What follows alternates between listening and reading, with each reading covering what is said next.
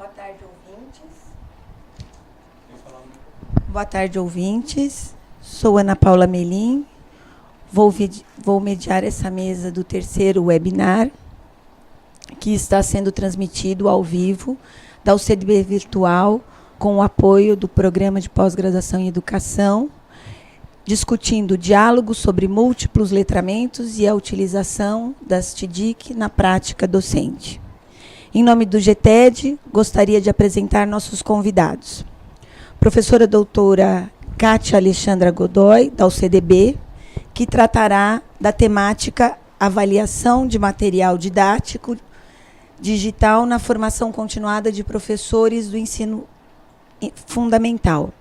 A professora doutora Kátia Alexandra de Godoy é pós-doutoranda do Programa de Pós-Graduação em Educação da UCDB, bolsista PND CAPES, doutora em Educação, currículo pela PUC de São Paulo, 2013, com bolsa CAPES, e mestrado pelo PPG Design da Universidade Federal do Paraná, em 2009, na linha de pesquisa Design de Sistemas de Informação, com bolsa CAPES, sob orientação da professora Stefânia Padovani.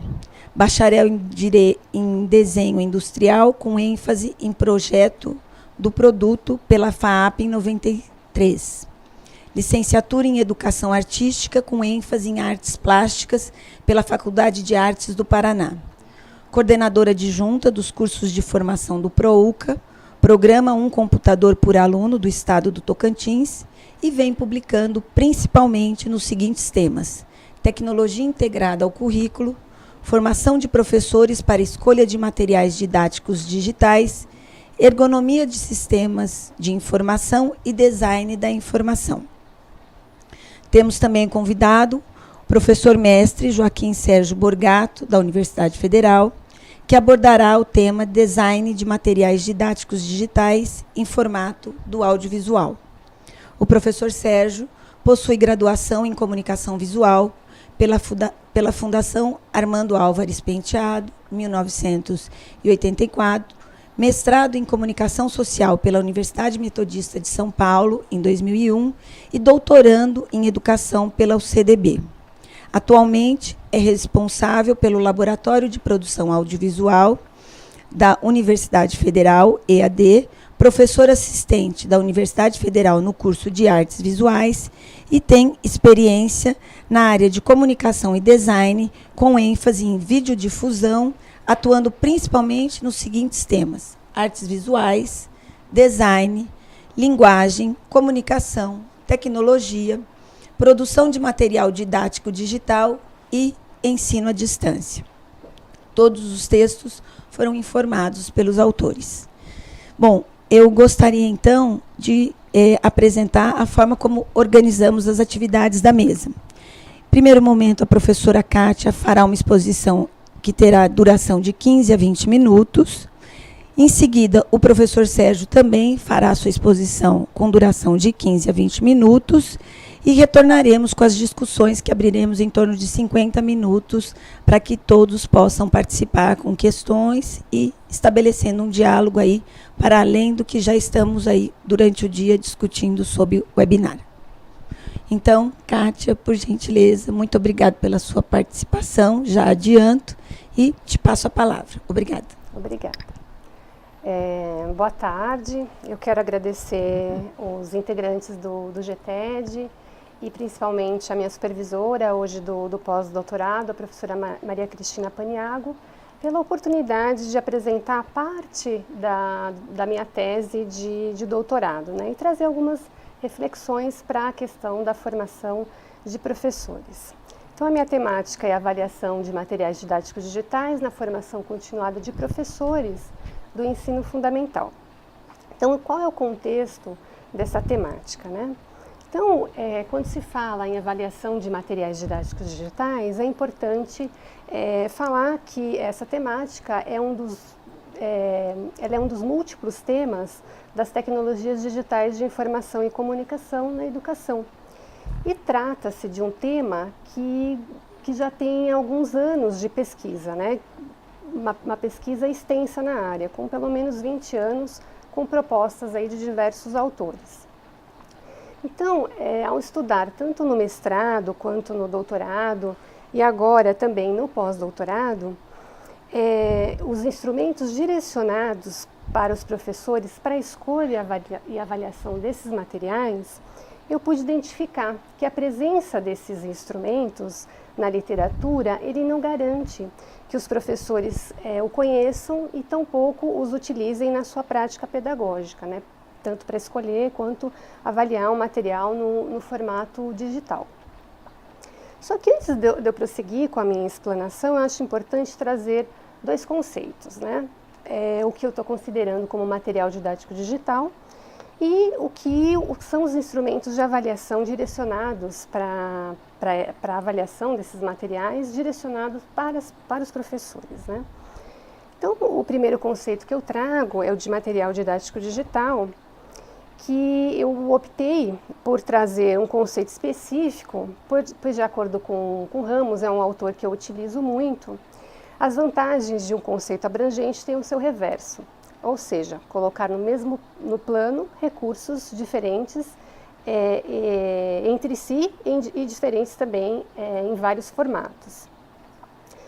E que são ou serão digitais e todos poderão ser educativos. Então eu já começo a trazer um conceito mais um pouco específico. E ele também alerta para a questão dos chamados recursos pré-digitais, né? Ou seja, que os recursos que têm uma característica de natureza física. Então, dessa forma, né, corroborando com esse autor, que é um autor português, eu adoto o conceito de material didático digital como um recurso cujos elementos eles permitem a modelação, a simulação, a animação, a combinação, a multimídia, induzindo estratégias de ensino e modos de aprendizagem diversificados e que podem ser orientados para a manipulação de objetos, para observação ou reprodução de fenômenos, ou ainda para a aprendizagem de conceitos e teorias por meio de combinações de imagens, palavras e sons. Eu acho também importante mencionar que esse conceito eu tenho discutido muito ultimamente e ele está em construção, né? Então, mas de qualquer forma, eu preciso trazer uma definição aqui para a minha fala, né? Então, com essa definição, também eu preciso pensar no uso que se faz desse material no contexto pedagógico. Então, para além dessa definição, o foco ele também precisa estar no uso que os professores fazem desse material, né? Então, alguns autores que também utilizo bastante, Valente, a professora Beth Almeida, que conversou conosco no início da manhã, a professora Beth Prado, eles trazem contribuições teóricas sobre essa intencionalidade, sobre essa importância da mediação e intervenção pedagógica do professor no contexto de uso desses recursos digitais.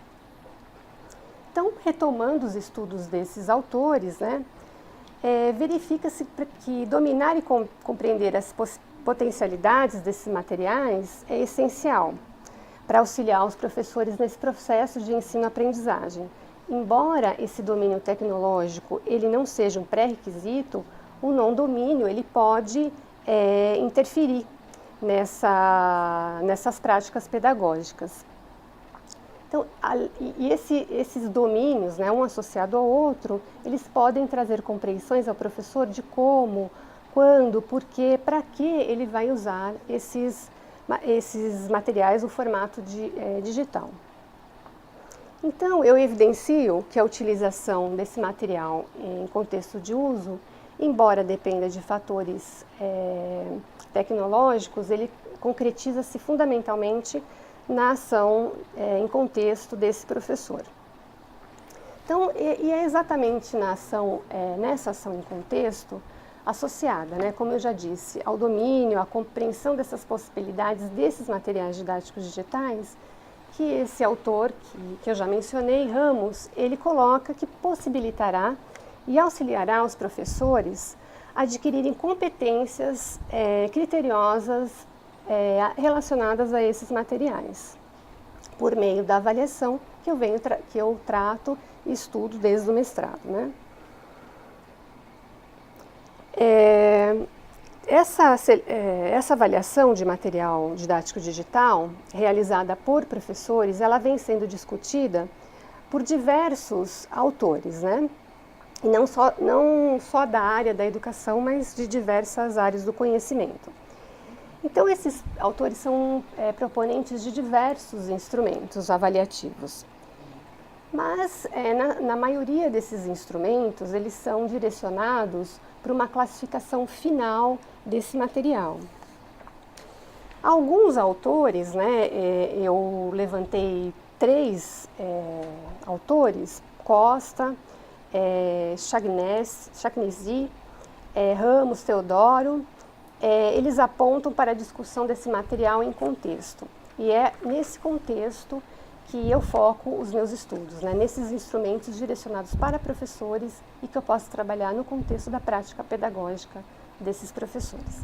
Então, a partir desses 2 conceitos, eu retomo a minha temática, né, e acho importante elucidar 2 aspectos que se relacionam e podem auxiliar no contexto dessa discussão, né?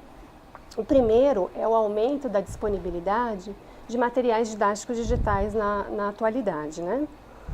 Mas, ao mesmo tempo, o distanciamento e a desintegração das tecnologias digitais de informação e comunicação do currículo. O segundo aspecto diz respeito à formação de professores para o uso das tecnologias digitais de informação e comunicação na educação, e mais especificamente, no caso que eu estudo, para a escolha e avaliação desses materiais. Então, alguns autores colocam que o argumento que antes se tinha de que nós não tínhamos, né, materiais disponíveis, recursos disponíveis, ele não existe mais, né? Hoje eu tenho, por exemplo, no Brasil, o autor fala, o Schliesen, que onde encontramos atualmente iniciativas governamentais e institucionais que visam oportunizar recursos tecnológicos para o professor utilizar em suas práticas pedagógicas, de forma gratuita e de livre acesso à web. Então, num estudo um pouco mais recente, no estudo publicado recentemente, da TIC Educação 2003, realizado pelo Comitê Gestor de Informática no Brasil, a Gonzalez escreve um artigo que ela pontua, né, que anualmente uma quantidade imensa de dinheiro público, de ordem de milhões, é gasta pelos governos na compra de materiais impressos e materiais digitais. E explica ainda que nessa 4ª edição do TIC Educação 2003, eles trazem pela primeira vez as formas como os professores utilizam os conteúdos digitais. Então, de uma forma muito breve, né, vou falar em linhas gerais, né? Então, esse uso do professor, como que ele é feito? O uso da internet para o preparo das aulas ou atividades com os alunos já é uma atividade comum entre os professores. Então, 96% deles afirmam que já utilizaram algum tipo de conteúdo obtido na internet com essa finalidade. Então, os conteúdos mais acessados pelos educadores para preparar as suas aulas são imagens, figuras, ilustrações e fotos, que são 84%. Textos variados, 83%. Questões de provas e avaliações, 79%. Vídeo, filmes e animações, 74%. Em menor medida, foram mencionados conteúdos interativos como, por exemplo, jogos, com 42%, e software educacional, com 36%. Então, esses estudos acabam revelando de que forma os professores estão utilizando esses materiais didáticos digitais, né? Alguns com mais frequência, outros com uma menor frequência. Então, em outra pesquisa em Portugal, não fica claro também que claro e muito parecido, né? Que o que revela essa pesquisa que foi realizada numa escola? Ela corresponde em boa parte ao uso de aplicativos de produtividade. O que eles querem dizer com isso, né? Os editores de texto, as planilhas eletrônicas, as apresentações eletrônicas. e eles preferem essas aplicações ao uso de navegadores, blogs, e, enfim, e ainda com menor expressão, aplicações multimídia e software educativo. Então, os mesmos autores esclarecem que uma das principais dificuldades enfrentadas em relação ao uso regular dessas tecnologias e dos materiais didáticos digitais ainda se configura no processo de apropriação das tecnologias na prática pedagógica. Então, quando a gente estuda a apropriação das tecnologias, essa apropriação tanto tecnológica quanto pedagógica, a gente percebe que essa apropriação ela demanda tempo, né? Ela é demorada, né? E Almeida e Valente, eles enfatizam que se devem levar em consideração dois domínios nessa formação para as tecnologias na educação, o tecnológico e o pedagógico, como a gente vem falando, né? Ela deve criar condições para que o professor possa construir conhecimentos sobre os aspectos computacionais, compreender as perspectivas educacionais subjacentes aos softwares usados, isso é, as noções de ensino, de aprendizagem e conhecimento explícitas no software, entender por que e como integrar o computador com o currículo e como concretizar esse processo na prática pedagógica. Então, no entanto, essas formações, né, para o uso das tecnologias nos projetos e programas governamentais do Brasil, a minha pesquisa evidenciou que há uma ausência de análise e compreensão dessas perspectivas educacionais, dessas perspectivas subjacentes aos materiais didáticos digitais, né? Essas perspectivas educacionais.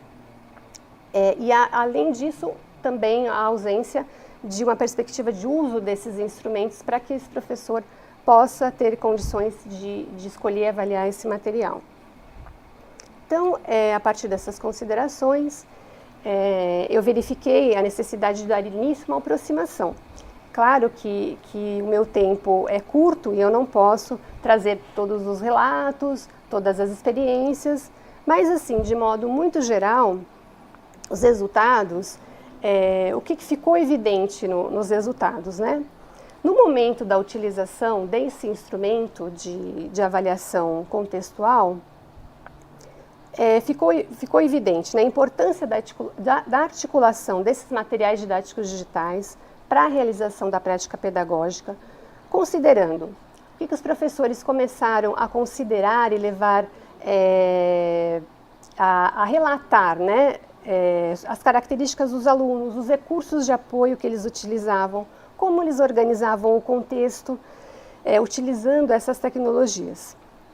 E ficou também evidente que tudo isso possibilitou aos alunos a integração entre diferentes linguagens, a aquisição dos letramentos múltiplos, como nós estávamos escutando na mesa anterior, autonomia para desenvolver estratégias de resolver problemas. Então, vale destacar que o professor, ao fazer tais articulações, ele reflete sobre sua ação, relata suas dificuldades e limitações relacionadas aos alunos e faz uma projeção para práticas e projetos futuros.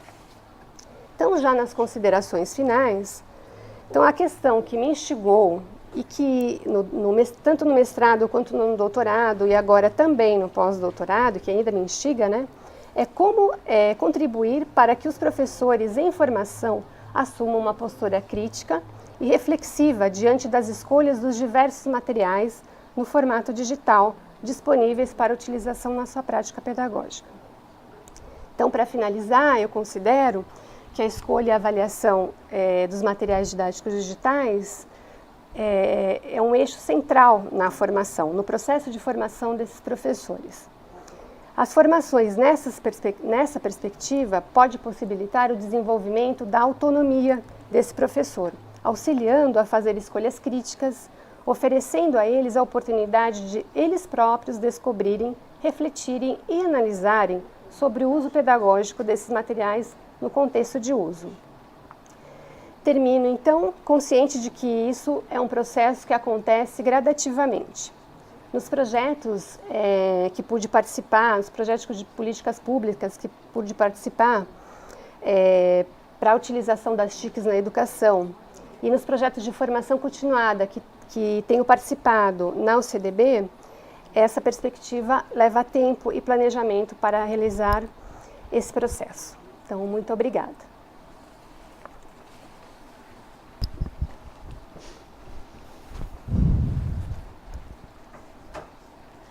Agradecemos, então, mais uma vez, professora, pela sua apresentação e passamos a palavra para o professor Sérgio Borgato. Bem, primeiramente, boa tarde a todos. Bom, em algum lugar do fuso horário vai estar isso daí. Uma boa noite. É uma boa desculpa. Bom, coincidentemente ou não, hoje nós tivemos 3 assuntos que caiu dentro do design, o que não é muito comum. O professor Ruberval, que falou sobre letramentos digitais, a professora Kátia, que está aqui ao meu lado, que é de design também, formada em design, assim como eu, na mesma faculdade em São Paulo, né? Ela, no caso, em desenho industrial e eu em desenho gráfico, antigamente chamado de comunicação visual.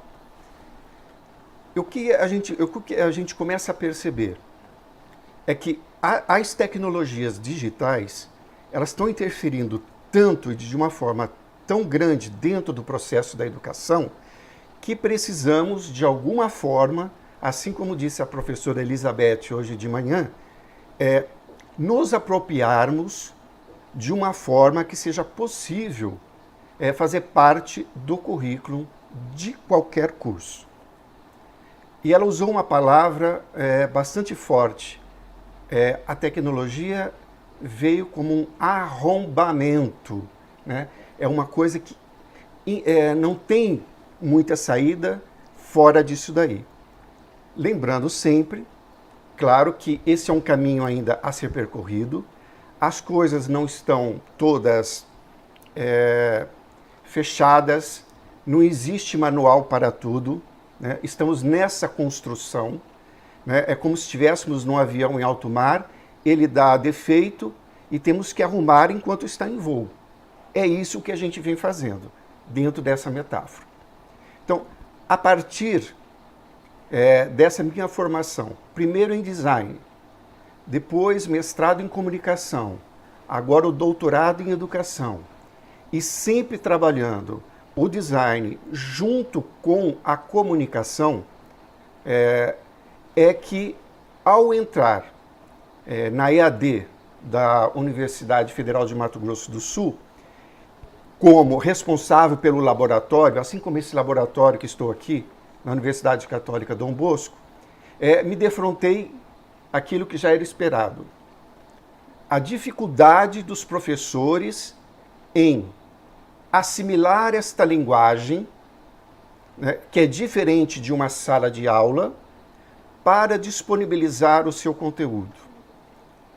Havia, então, nessa percepção, por parte dos profissionais de comunicação que estão lá, tanto cinegrafista quanto editores, uma visão de formação quase que incompatível com a visão pedagógica dos professores.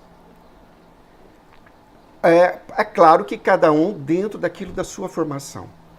E a minha tentativa nesses anos todos tem sido harmonizar essas equipes para que a gente descubra uma linguagem que a pedagogia, né, junto com essa tecnologia, produza materiais didáticos digitais que seja favorável a esse professor.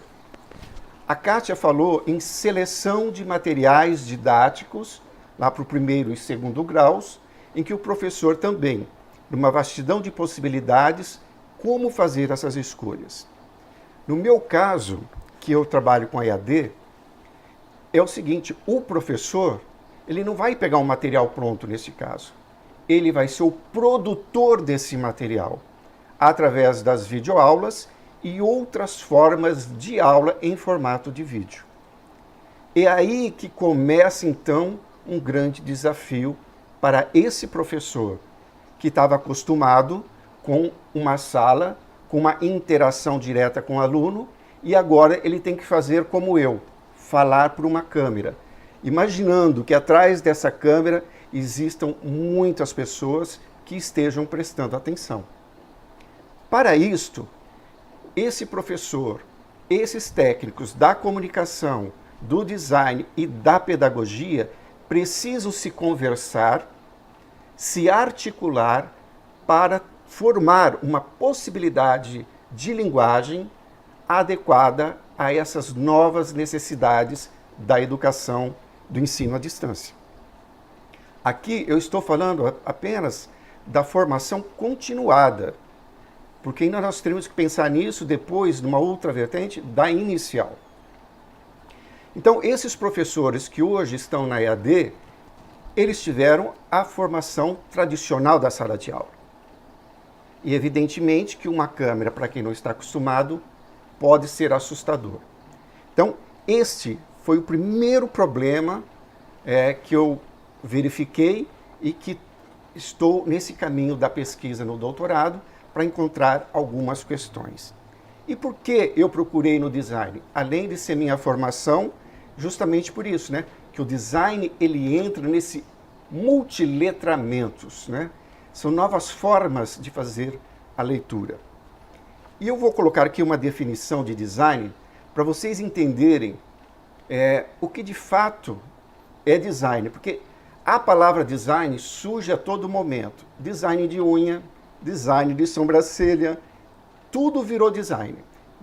Então, tem design de moda, design de tudo. Mas o design, na sua essência, uma das definições é do Lobat, design é um processo de adaptação do entorno objetual às necessidades físicas e psíquicas dos indivíduos na sociedade. Olha a profundidade. Processo de adaptação do entorno objetual. Qual é o entorno objetual, então, desse professor da EAD?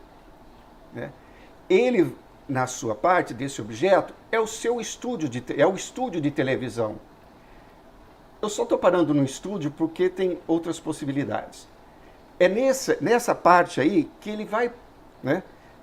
precisamos trabalhar nessa questão, pensando nessas necessidades físicas e psíquicas desse professor, para que ele interaja com essa discussão através de uma linguagem adequada. Para isso, existem vários recursos que o professor, que não é formado dentro dessa área do design e da comunicação social, tem a obrigação de saber. Então, o design aí, ele é um parceiro, juntamente com o comunicador social, formado, por exemplo, que seria o ideal, em rádio e televisão, ou audiovisual, como já existe algumas universidades. Então, aliar o princípio estético e didático é extremamente importante, não apenas como, vamos dizer uma palavra, floreio, mas como algo que seja um processo de adaptação que sirva às necessidades físicas e psíquicas de quem está vendo. Ora, quando eu faço um vídeo aqui uma aula, eu tenho que imaginar que quem está recebendo pode estar recebendo isso através de um celular, num computador menor, num computador de tela grande, numa cidade em que a internet é lenta, na outra que é rápida. Eu tenho que pensar que essa tela tem um determinado enquadramento e que, se a imagem não for agradável e não tiver outros recursos que são próprios do design, torna-se monótono e vai perdendo os aspectos estéticos que poderiam estar ali influenciando numa forma de atrair melhor o aluno que está assistindo a esta aula.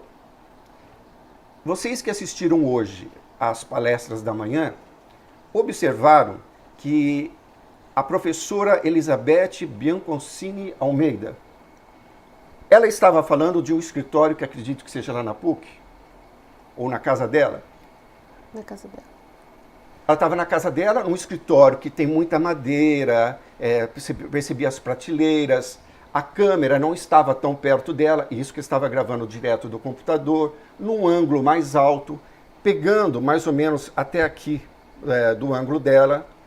Ela estava com uma blusa de um azul anil, não saberia dizer, que destacava daquele fundo com bastante marrom, um marrom e aquela estrutura que remete a questões de seriedade, né? A cor que traz a vivacidade, a sua composição e um enquadramento confortável, para mim, de todos os vídeos apresentados hoje, foi o melhor em termos estéticos.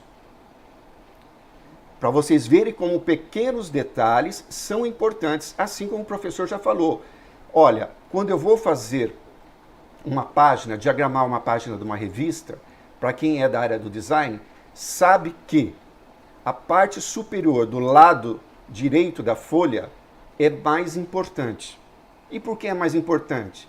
Porque, pelo menos para nós ocidentais, fazemos a leitura da esquerda para a direita, ou seja, é aqui onde eu fico com mais tempo no olhar. E aqui à esquerda, onde eu fico menos tempo no olhar. Isso também serve para o vídeo. Não? Então são pequenas coisas que, se a gente começar a inserir nesses aspectos, melhoramos muito. Por exemplo, eu estou aqui num estúdio, numa parede branca, com uma iluminação artificial fluorescente. É uma imagem, vamos dizer assim, sem muito recurso e sem grande apelo. Né? Não tem profundidade de campo. A professora que fez, que eu falei da professora Elizabeth, havia uma profundidade de campo. A profundidade de campo no vídeo é justamente para adaptar as questões físicas e psíquicas da pessoa que está assistindo. Ela traz um conforto cerebral, um conforto visual, que você não entende, mas se percebe que em alguns casos você gosta mais daquilo que do outro, né? Porque você não é especialista naquela área. Então, essas são algumas das questões. E no design, como a palavra estética, ela é muito importante, e tudo isso que eu estou falando cai no campo da estética, e a estética tem várias definições. Eu me apropriei mais da filosofia da arte. Né? E como assim? Olha, a estética é uma ciência que remete para a beleza e também aborda o sentimento que alguma coisa bela desperta dentro de cada um de nós. Então, uma imagem bem preparada, equilibrada, iluminada, como ele disse, o gesto, a minha entonação de voz. Se aqui tivéssemos câmeras movimentando, câmeras indo no sentido vertical e horizontal, como é muito comum a gente ver no telejornal, né? Quando vocês verem lá o William Bonner, observe que a câmera faz um movimento de grua que sobe e desce. Esses movimentos que fazem parte de uma linguagem audiovisual, elas não estão ali por acaso. Elas têm uma razão de estar e em que momento se colocar. Quanto mais movimento eu tiver nessas questões, mais fácil de eu conquistar quem está me vendo. Porque hoje vivemos numa sociedade de muita velocidade. Então, os principais fatores que permitem essa construção estética motivadora envolvem expressão facial, a personalidade, a emoção, a memória, os códigos visuais e sonoros. Por exemplo, quando começa a palestra ou essa mesa redonda, o pessoal que está aqui ao meu lado da técnica rodam uma vinheta eletrônica. Essa vinheta eletrônica é uma vinheta que é construída à base dos princípios do design. Então ela tem uma imagem em movimento ela tem a questão das cores e tem o som, que vai provocar em quem está vendo, ou chamar a atenção no caso da vinheta, para que algo está por vir. Então, todos esses códigos que estão aqui presentes dentro do audiovisual são muito importantes na hora de eu produzir um vídeo. Bom, e aí eu vejo, claro, 30 anos trabalhando nesta área, eu vejo assim, quanto potencial que nós temos de produção de material didático digital para EAD e que, por desconhecimento, fica somente naquelas aulas feitas em laboratório, repetindo a ação de uma sala de aula. E aí eu pergunto também, como é que esse professor escolhe dentro do seu conteúdo programático o que é videoaula e o que é só texto? Ele tem consciência de como ele faz isto? Ele faz relação disto? Há um retorno também dentro desta linguagem por parte dos alunos?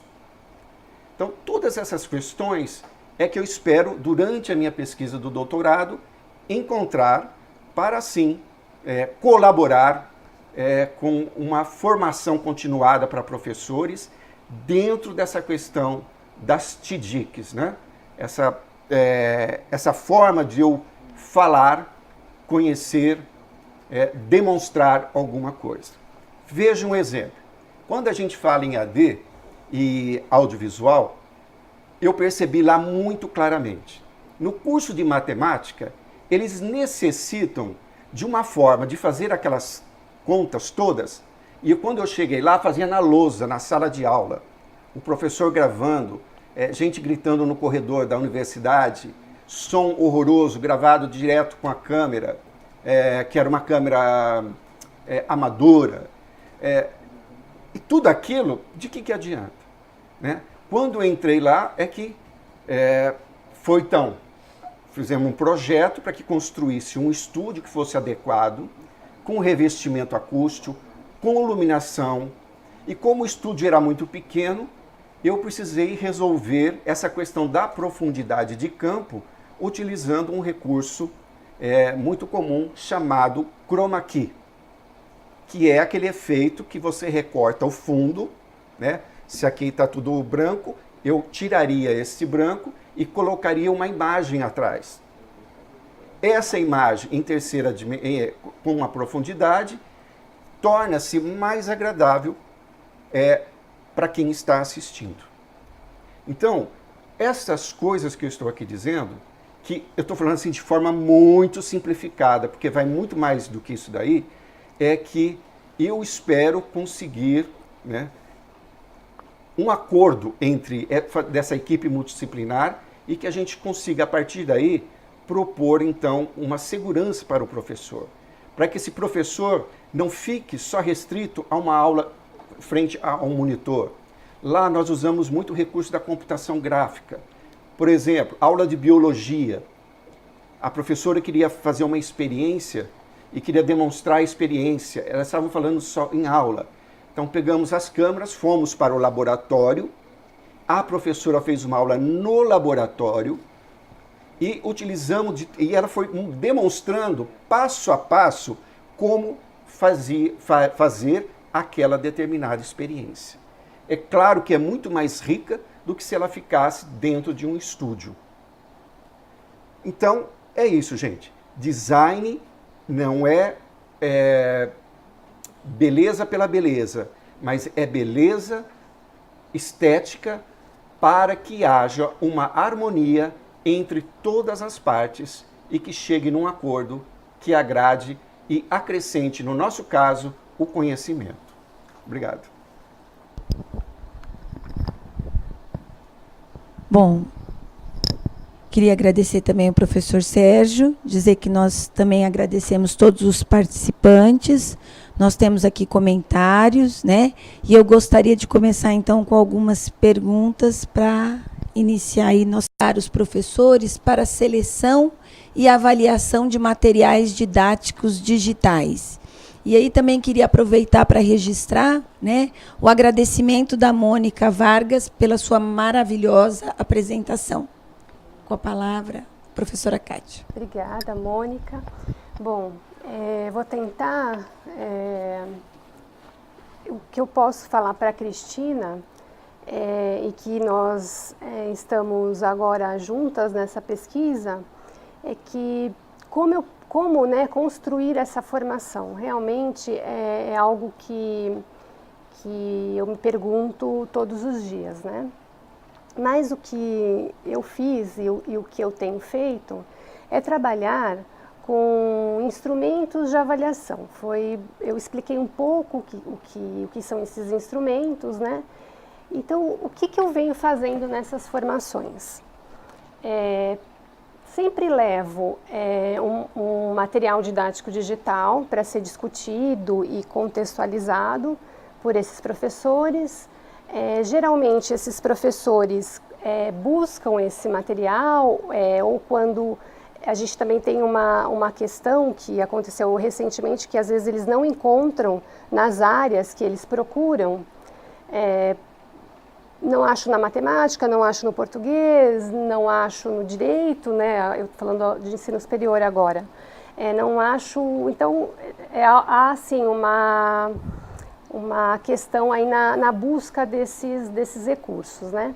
Então, como eu venho, né, formatando essa formação, sempre instigando esse professor a pesquisar, a fazer descobertas sobre esses materiais nas áreas que eles atuam. Se eles não encontram, sempre levo algo para que eles possam trabalhar com esses materiais, experienciar, experimentar.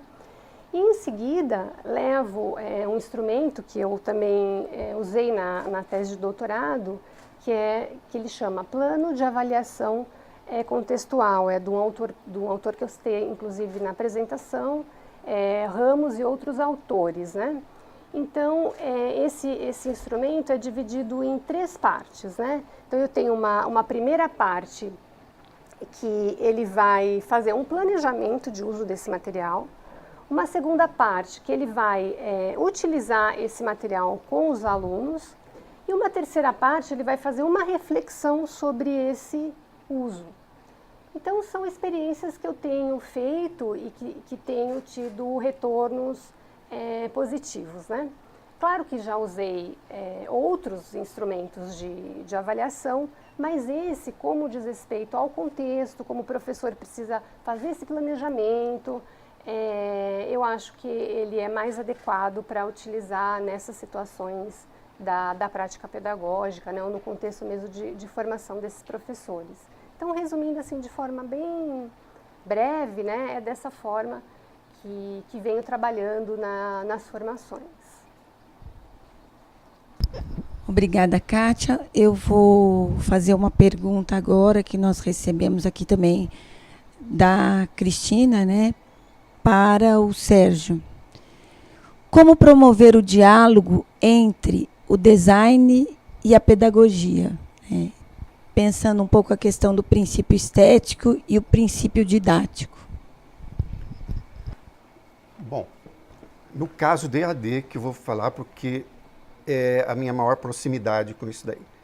Bom, já que um professor precisa preparar sua aula e ele precisa desses recursos, no caso do audiovisual, o que o design tem que fazer, que é o que eu faço lá, nesses casos, sentar com o professor, ver o que é o seu plano de ensino, o que é que ele necessita de fato, se de repente, por exemplo, na matemática, um recurso tinha que fazer a conta, então nós resolvemos isso em computação gráfica, enquanto o professor ia falando.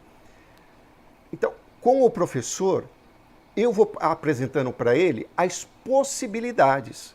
O que o professor ainda não está adequado é saber quais são as possibilidades, quais são os recursos que eu tenho.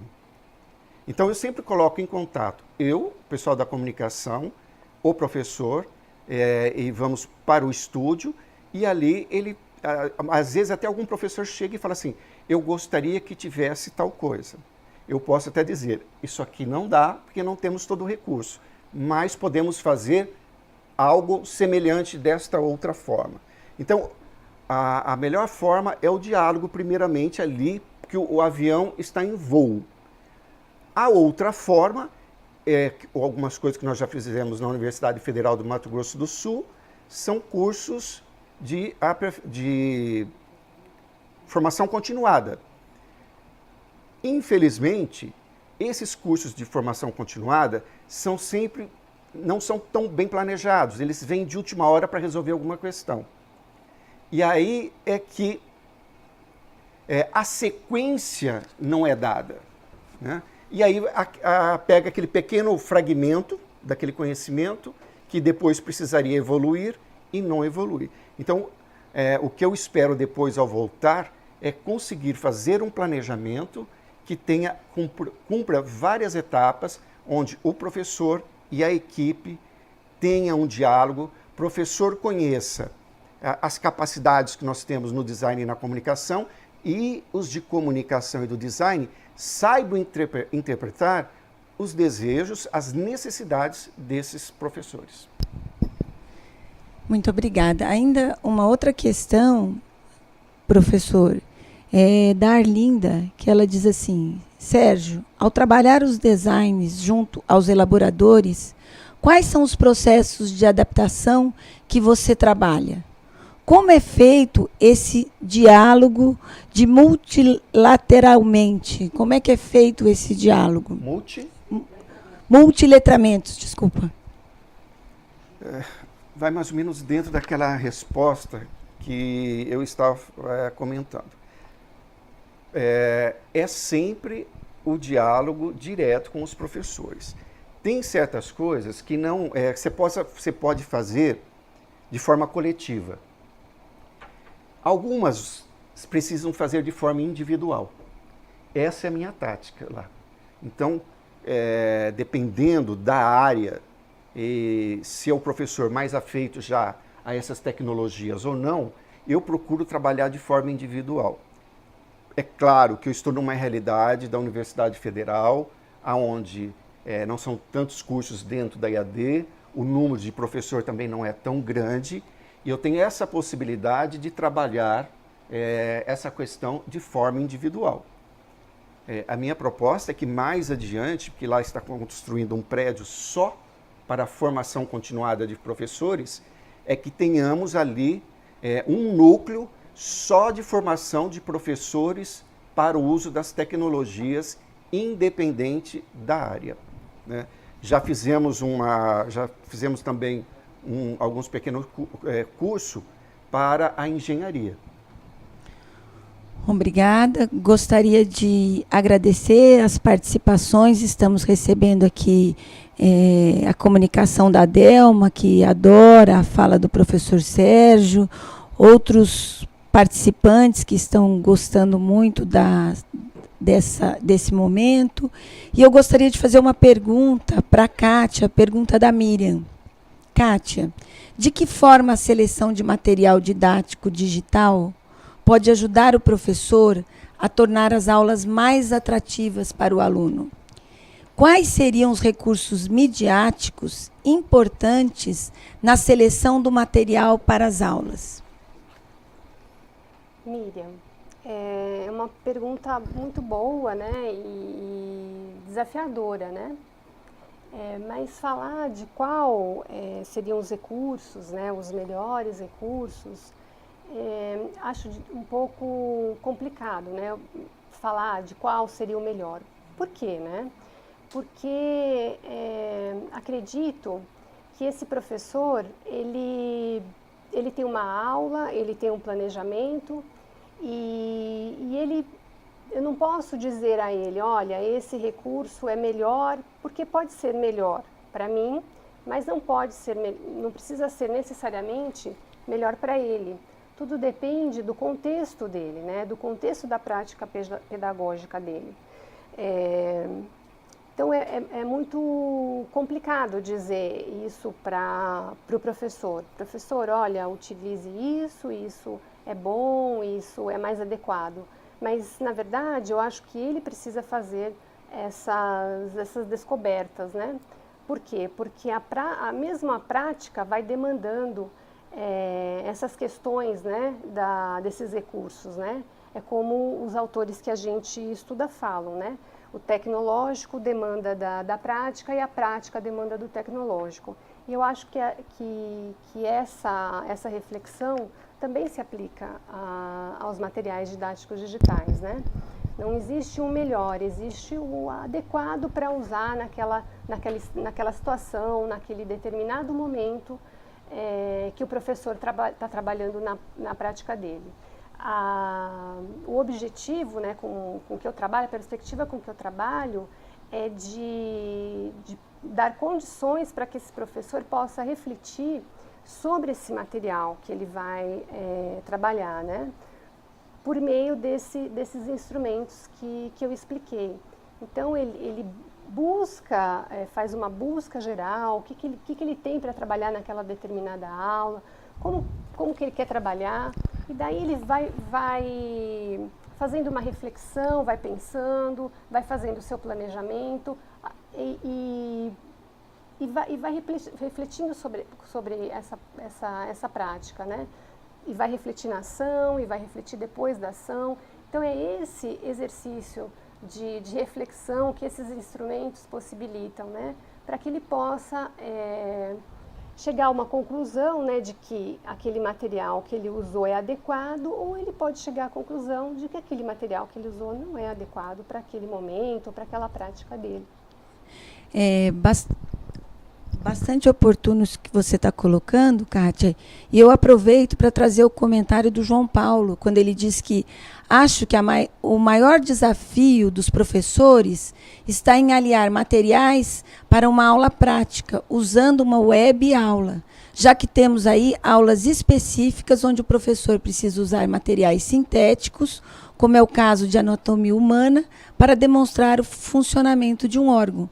Certamente é um grande desafio e acredito que o uso de programas 3D poderiam serem usados na web aula para facilitar o trabalho e o aprendizado, né? Então, o cuidado na adequação e o uso é sempre muito importante, né? A Rosimeire também traz um questionamento que eu gostaria de passar para o professor Sérgio, que diz: de que forma podemos trabalhar essas questões do design audiovisual, especial, gestural, linguístico, na formação de professores? Você tem algum relato de experiência que você vivenciou? E eu aproveito essa questão da Rosimeire para colocar também a questão da Miriam, né? Nesse caso, um roteiro é importante na produção das videoaulas? Eu acho que dá para a gente falar a partir dessas duas questões. Vou começar pela segunda questão, do roteiro. É isso mesmo, gente. A linguagem do audiovisual é como de um cinema, como de uma novela, como de algum outro produto audiovisual. Ele é feito em forma de roteiro. Então, até essa linguagem, quando eu saio da linguagem da sala de aula, textual de lá, que eu vou depois falar, para vir para cá, eu preciso fazer um roteiro. Para isso, e aí eu já fiz lá um modelo com alguns professores, aqueles que têm mais disponibilidade, um roteiro de como preparar uma aula dessa. Por exemplo, se ele senta e prepara a aula, eu coloco assim, ó, introdução, 3 minutos, professor falando, em seguida vai entrar 2 minutos do vídeo que ele tem à disposição. Ele chama para o vídeo. Acaba o vídeo, está lá no roteiro, volta para o estúdio, o professor comenta.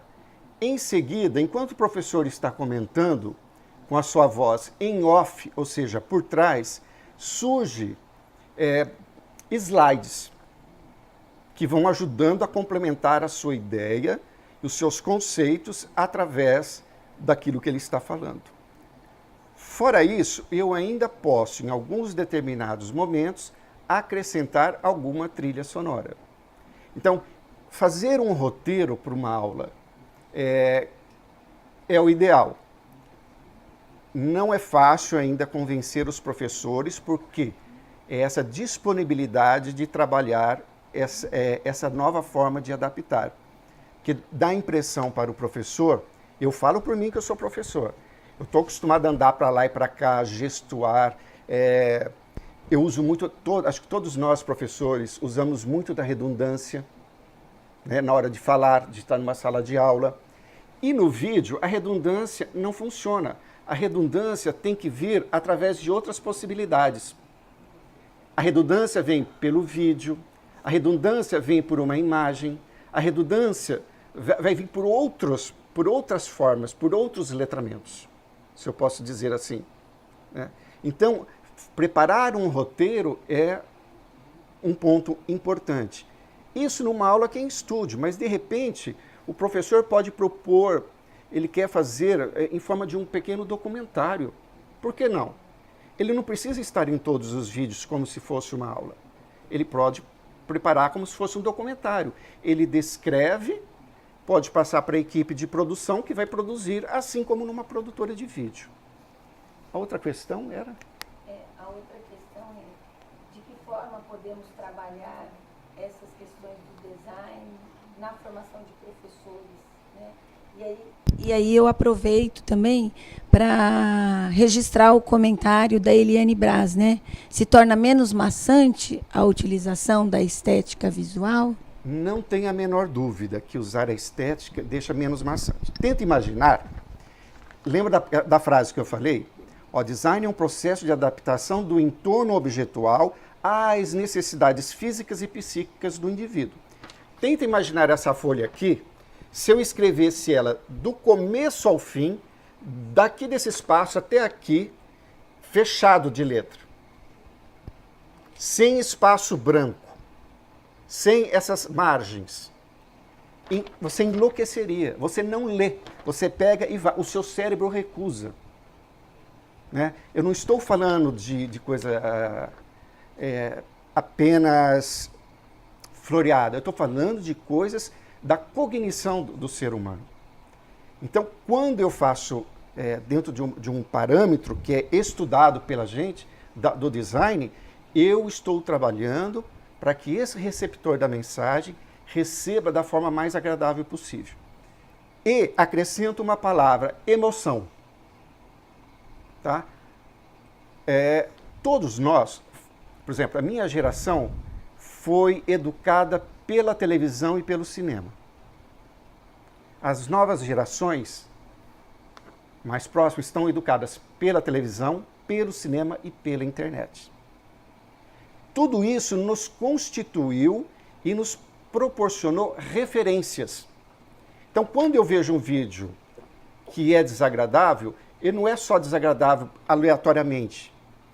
É porque você tem uma referência do que é melhor. A gente sempre vai estar relacionando a alguma coisa. Você pode até não interpretar de forma clara, mas você rejeita. Então, ele fazer isto, escolher a cor, como o próprio Ruberval falou, é cor, forma, textura, profundidade de campo, som, trilha sonora. Observe que nos filmes de ação, onde tudo corre, é muito frenético e o som é mais alto. Nos filmes românticos, predomina os sons mais calmos e mais tranquilos. Né? Tudo isso, por quê? Quando eu estou numa imagem, imagine você estar num campo lindo, florido, montanhas, um lago de águas cristalinas, você está de um lado desse lago e o grande amor da tua vida surge do outro lado, num vestido esvoaçante, branco, transparente, vindo ao seu encontro, mas sem som nenhum. É uma coisa. Pega tudo isso, coloca um slow motion, faz ela vir de forma como se estivesse flutuando. É uma outra linguagem, está dizendo o que o slow motion diz num momento como esse. Aí eu acrescento sons de passarinhos, acrescento o som da água, acrescento uma trilha sonora musical muito superficial.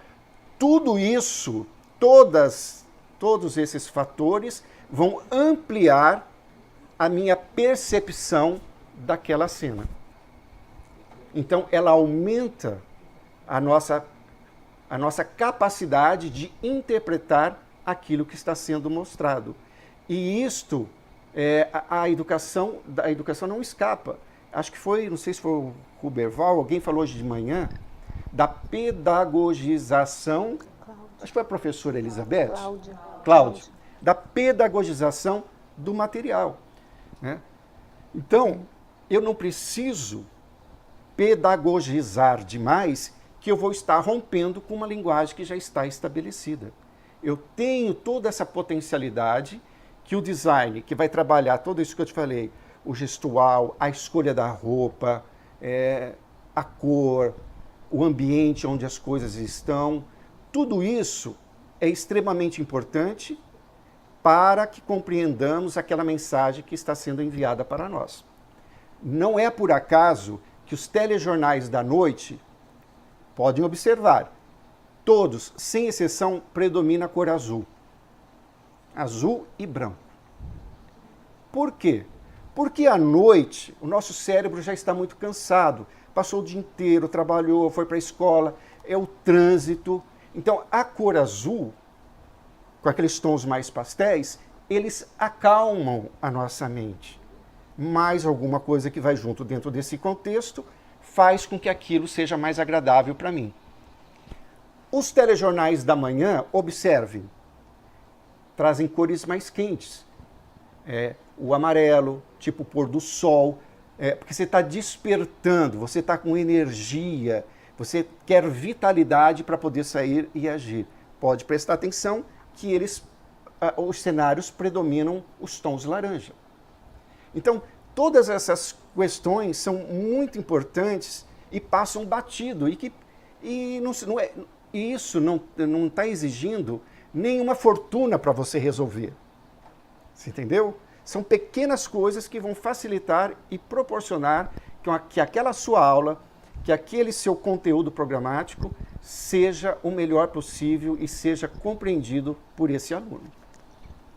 Obrigada. Nessa direção também nós temos aqui a Mônica Vargas, que coloca: a educação à distância é um fazer pedagógico que procura atender a sociedade da informação e do conhecimento. Afinal, a interatividade é um dos elementos responsáveis pela adoção ou não da EAD pelo aluno, dentro da eutagogia. Nossa, Mônica, que pergunta difícil. Bom, vou lembrando, eu estou aqui defendendo o audiovisual porque é um recorte que eu fiz para minha pesquisa. Dentro da EAD, você não tem apenas o vídeo como recurso didático, né? Tem também isso que nós estamos fazendo. Tem as webconferências, que são feitas com os polos, né? Você tem o chat, como vocês estão aí teclando, fazendo as perguntas. Você tem fórum de debate. Você tem várias possibilidades. A videoaula com o professor, eu vejo do ponto emocional também importante, porque é aquele momento em que o aluno vê de fato o seu professor, né? Com empatia ou sem empatia.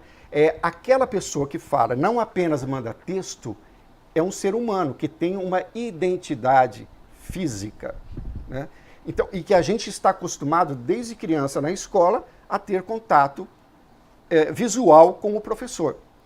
Então, tem essa questão também emocional de ver o professor que está naquela disciplina. Então, eu posso usar de vários recursos, audiovisual no caso, sem a necessidade do professor, mas em alguns momentos, sim, eu advogo a necessidade do professor, porque é nesse momento que ele também consegue um contato de proximidade melhor com os alunos.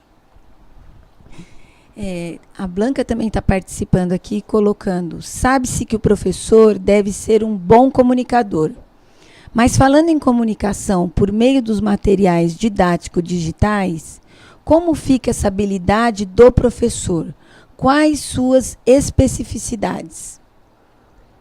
Como fica o quê? Desculpa. Como fica essa habilidade do professor?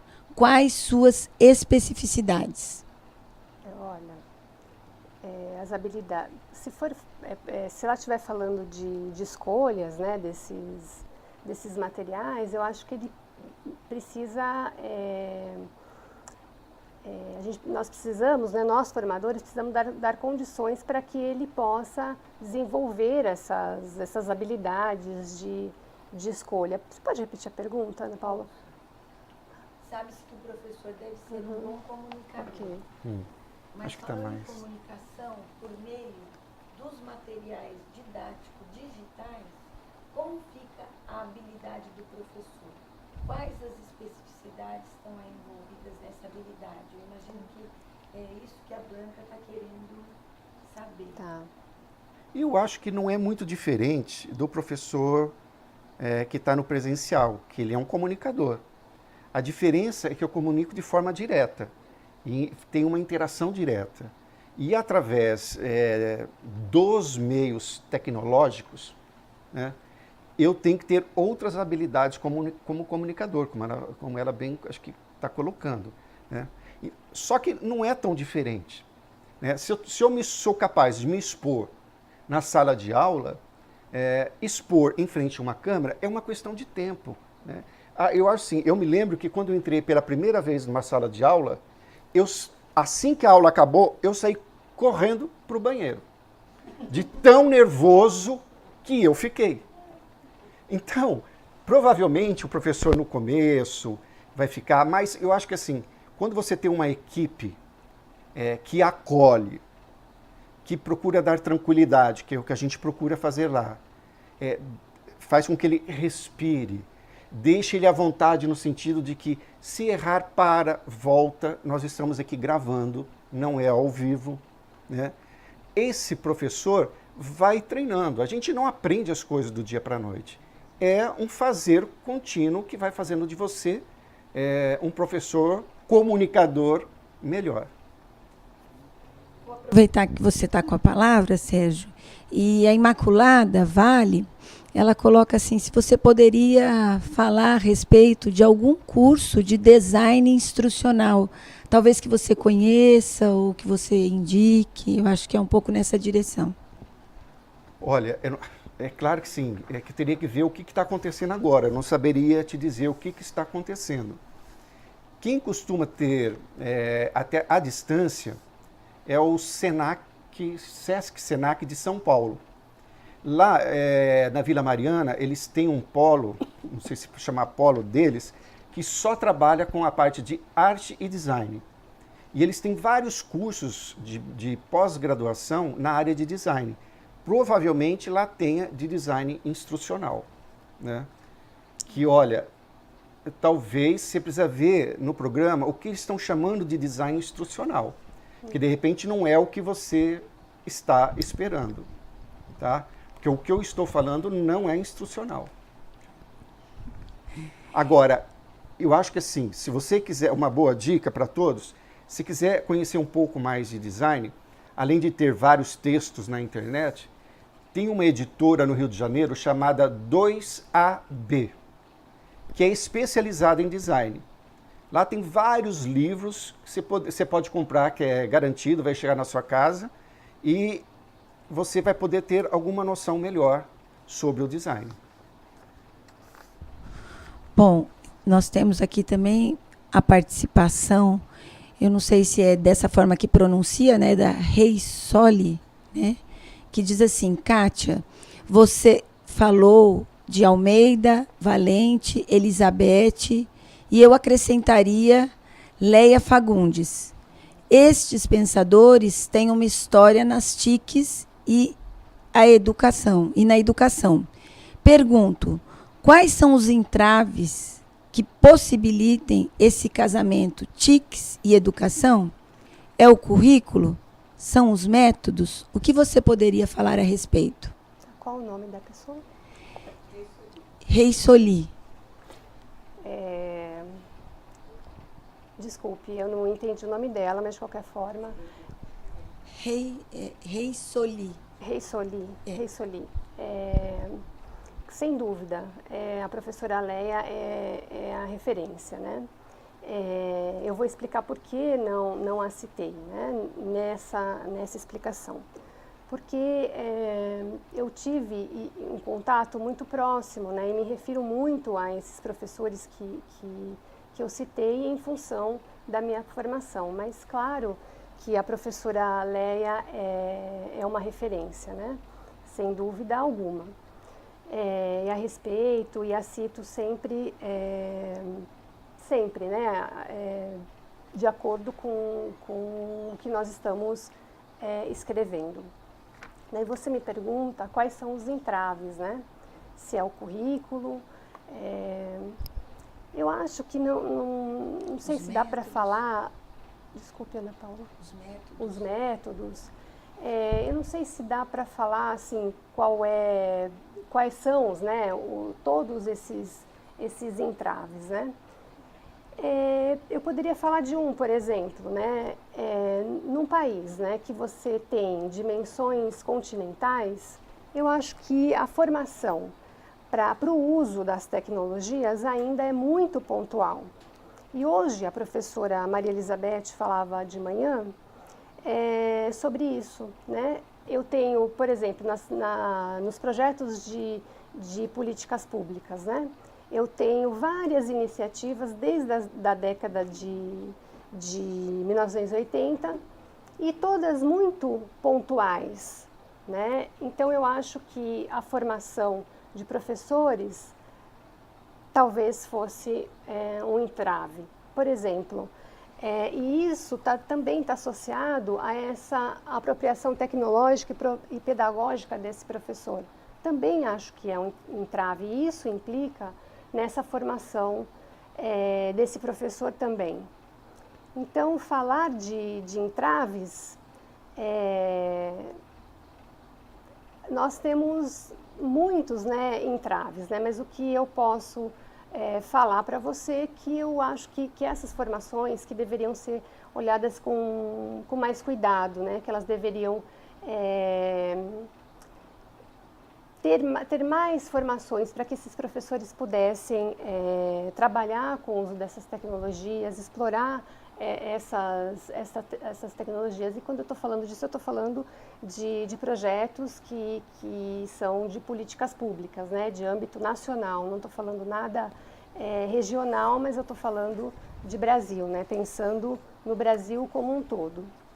Então, na minha opinião, eu acho que esse é o maior dos entraves. Obrigada, Kátia.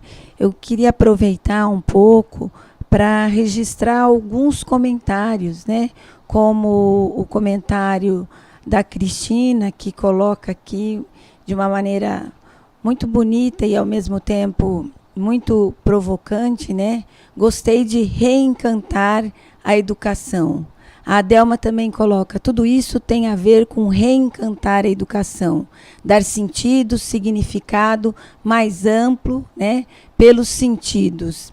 E também registrar a participação da Gisele, falando dos exemplos do professor Sérgio, que são muito claros, do Francimar, do professor, que coloca as excelentes colocações, né? Também da professora Rosimeire, que fala que está sendo muito positivo nesse momento, valeu a presença, obrigada, né? E aí, mais um bloco de perguntas para o professor Sérgio. Os laboratórios virtuais entram na questão do ensino com a ausência do professor? E eu acrescentaria a essa pergunta, não sei se você prefere uma pergunta de cada vez, Sérgio. O laboratório virtual? Os laboratórios virtuais entram na questão do ensino com a ausência do professor? Bom, laboratório virtual, o laboratório é sempre concreto, né? Ele vai transformar aquilo em algo virtual, porque se usou tudo rede de computadores. Ele pergunta se isso entra na questão do ensino com a ausência do professor. Eu fico imaginando, talvez, que ele esteja colocando assim, se há possibilidade de se usar um laboratório virtual na ausência do professor. Talvez tenha sido isso que ele tenha colocado aí.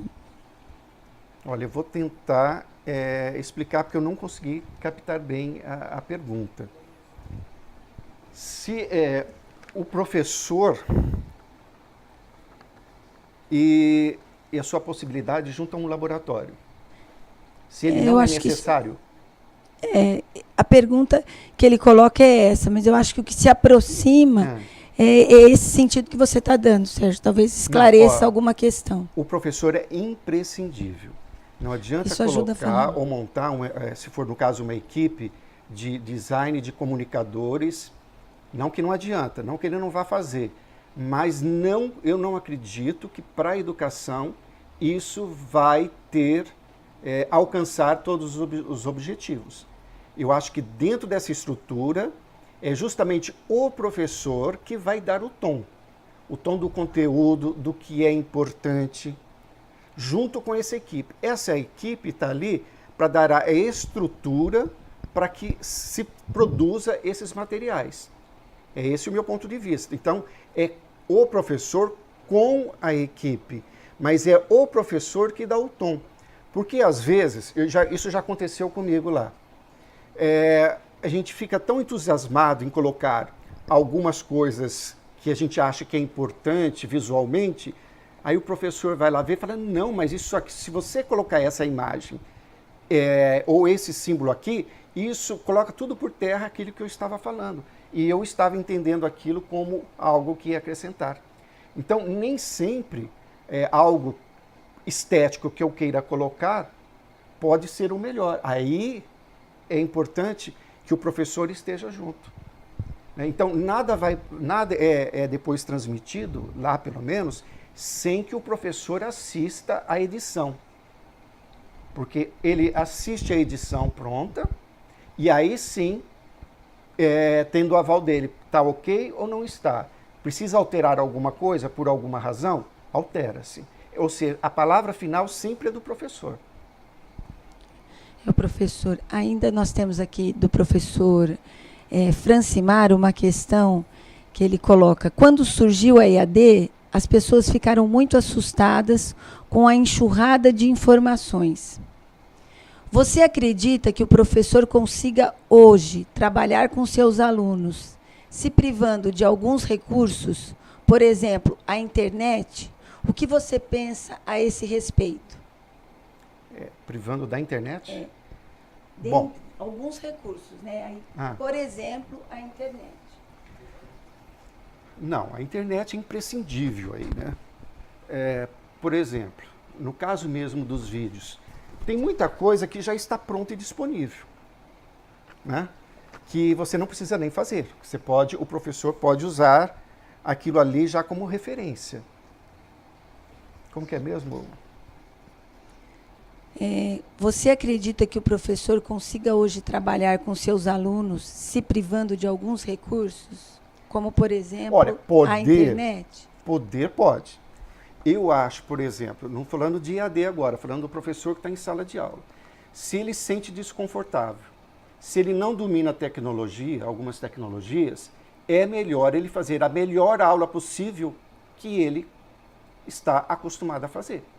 A tecnologia em si não quer dizer tudo, né? Ele é um complemento, ele vem aí, ele colabora muito, mas ele não é tudo. Às vezes uma boa aula, muito bem dada por um professor falando a aula inteira, pode ser muito mais interessante, muito mais valioso que você ficar colocando 1000 recursos. Agora, é claro que você fazer isso todos os dias, eu acho que não seria o ideal. Se temos todas essas possibilidades da área da informática, da internet, por que não utilizá-las também? Esse é meu ponto de vista. Essa pergunta veio da Amanda, e eu acho que é uma pergunta que ainda ronda muitos espaços quando nós discutimos, né, a EAD. Queria saber qual a sua opinião sobre os professores que ainda não aderiram à EAD e que ainda repudiam por não conhecer bem as vantagens que esse ensino tem. Eu acho muito importante uma questão como essa. Olha, a gente vai voltar de novo. Nós estamos mexendo com seres humanos, né? no Brasil, com diferenças culturais, socioeconômicas brutais. Nós temos a questão da precarização da educação, que é escancarada, está aí na mídia a toda hora. E os professores vivenciam isso tudo. Então, você ter uma receita para alguma coisa é muito difícil. Talvez, essa dificuldade de ir para a EAD pode ser uma opção, por que não? Por que todo mundo tem que fazer EAD? Não é? Agora, em algum momento, talvez essa pessoa se sinta confortável e procure. Ou porque tem o filho, às vezes, que está ali ao lado, o sobrinho, alguma coisa, no seu entorno do seu dia a dia, que vai fazendo com que ele quebre este bloqueio, né? Que ela quebre esse bloqueio, que vá atrás dessas possibilidades. Agora, como eu já disse, são professor é gente, com história de vidas diferentes. E é preciso respeitar esse professor que já é tão massacrado, levando todas as culpas que possa se imputar na questão da qualidade ou da falta de qualidade de ensino no Brasil.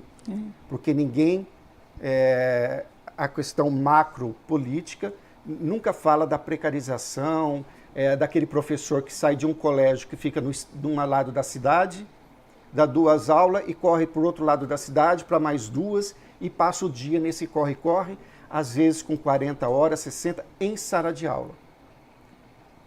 Como exigir e pedir que esse professor se atualize, tenha a vontade de ir adiante? Tem alguns comentários aqui que eu gostaria de socializar, como o da Gisele, que coloca: é preciso pensar, pois podemos cair no tecnicismo e esquecer do maior foco, a aprendizagem, né? A Cristina também coloca: a interação independe do virtual ou presencial, mas as concepções educacionais que temos, né, é que devem ser colocadas aí.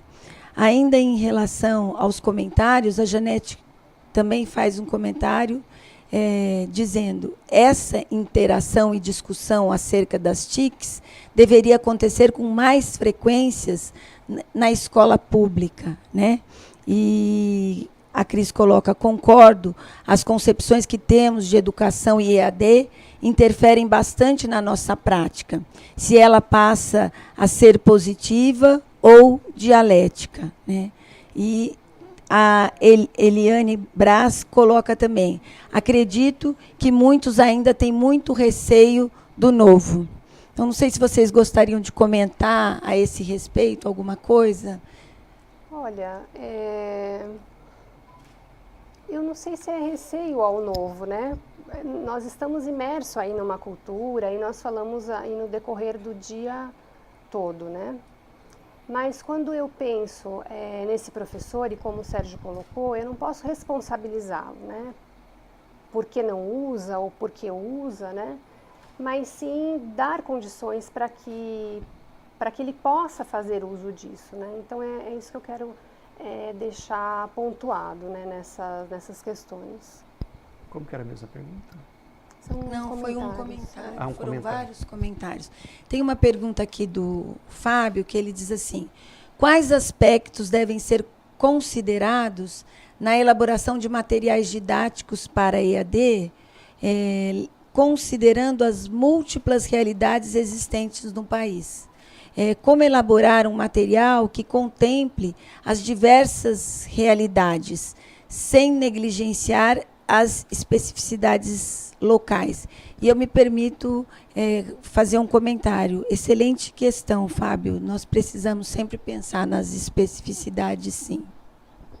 Sem dúvida. Eu vou, como elaborar, eu acho que eu vou deixar para o Sérgio responder, mas vou dizer em relação às especificidades e ao contexto. Sem dúvida. Buscar as especificidades desse contexto é essencial, né? Então, pensar em um único material e um global, geral, é muito complicado, né? Então, realmente, a gente precisa considerar sempre os contextos, mas essas questões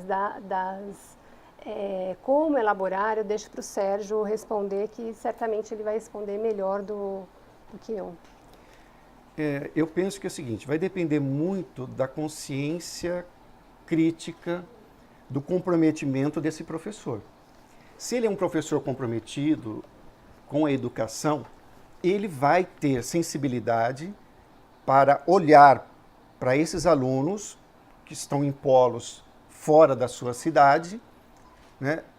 Geralmente esses polos, se for dentro do seu próprio estado, você conhece um pouco mais, e determinados assuntos você pode, então, fazer uma adaptação de linguagem, talvez, para que haja um melhor entrosamento e que o conhecimento seja fortalecido.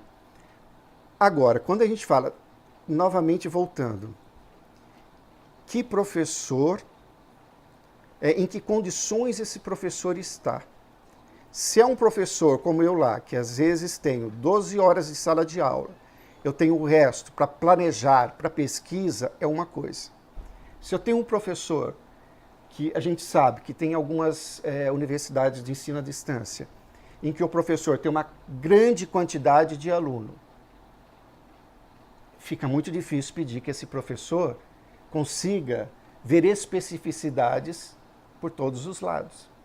Então, nunca dá para a gente falar de uma forma que caiba todo mundo, né?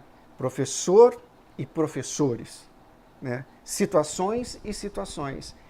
Por isso que a educação é complexa, né? Eu nunca tiro essa palavra da complexidade. E se tornou mais complexa com o advento das TDICs, porque está exigindo novas habilidades, novas competências, novos letramentos, para que a gente dê conta de ir adaptando as gerações que estão chegando, né? Muita coisa que a gente viu em filme de ficção científica 20 anos atrás, ou 30 anos atrás, hoje é realidade. Falar no celular, via Skype, olhando um na cara do outro, eu só me lembro em filme de futuro, de nave, de 30 anos atrás, 40 anos atrás, já sem ter noção de que isso poderia existir, né? Tem um filme chamado Metrópolis, do Fritz Lang, que é de 1929.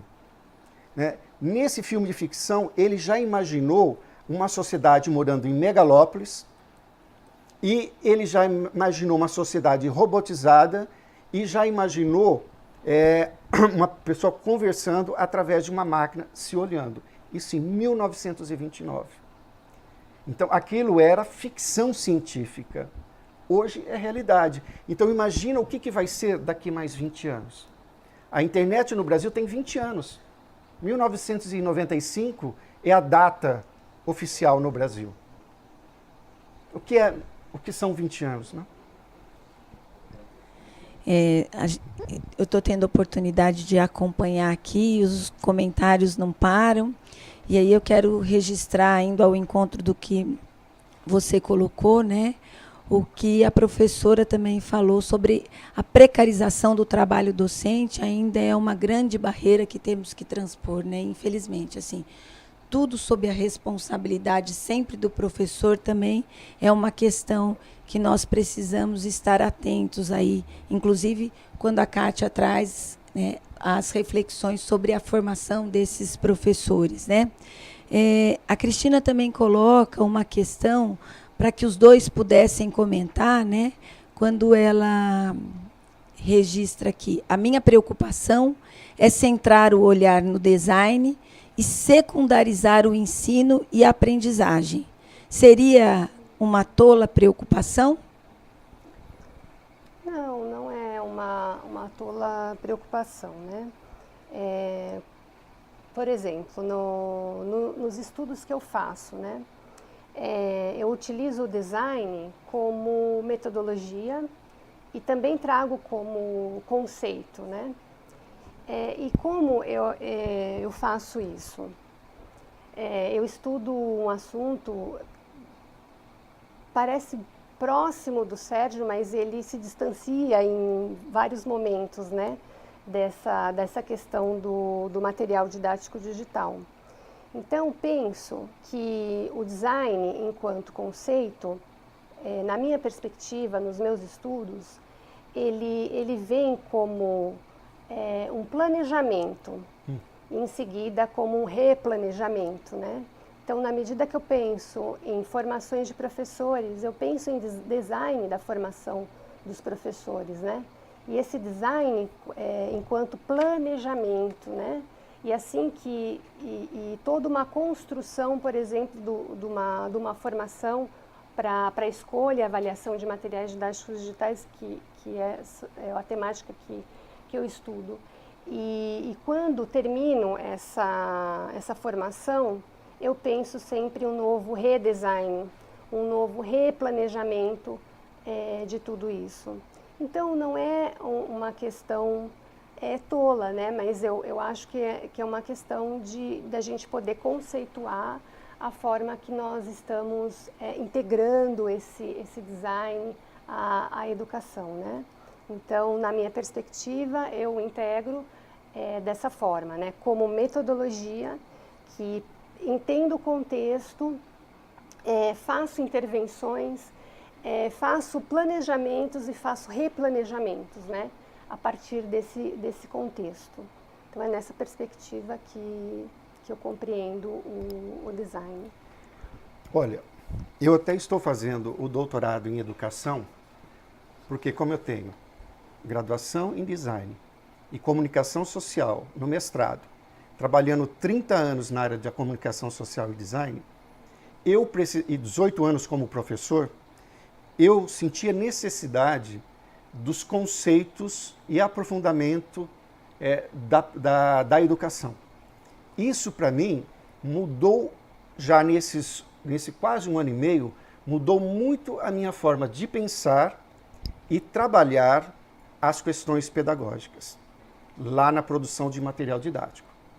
Eu já tinha noção, eu já fazia alguma coisa, mas eu ampliei. E ampliei porque eu precisava, né? Então eu juntei esse tripé para que pudesse fazer isso. Então o design e a comunicação, nesse caso, ela está mas a pedagogia em si que comanda, que dá o tom, né? É como se fosse, ela é como se encomendasse a produção daquele material. Por exemplo, no geral, o professor recebe o livro que veio da editora X, ou a apostila que veio de outro lugar, um vídeo que já veio pronto, empacotado dentro de uma estrutura, não é? E agora nós temos pela primeira vez, com o barateamento de instrumentos tecnológicos, a capacidade de produzir os nossos próprios materiais também. Não anula os outros, mas ajuda. Agora, que existe um perigo, existe. Por isso que eu comecei no início. Eu vi arestas logo no começo, onde eu tive a experiência, entre o pessoal da comunicação e o professor. Tive que apartar em vários momentos, porque o pessoal da comunicação queria exigir mais uma questão técnica acima da questão pedagógica, né? Então, é um conflito que precisa ser harmonizado. É um desafio.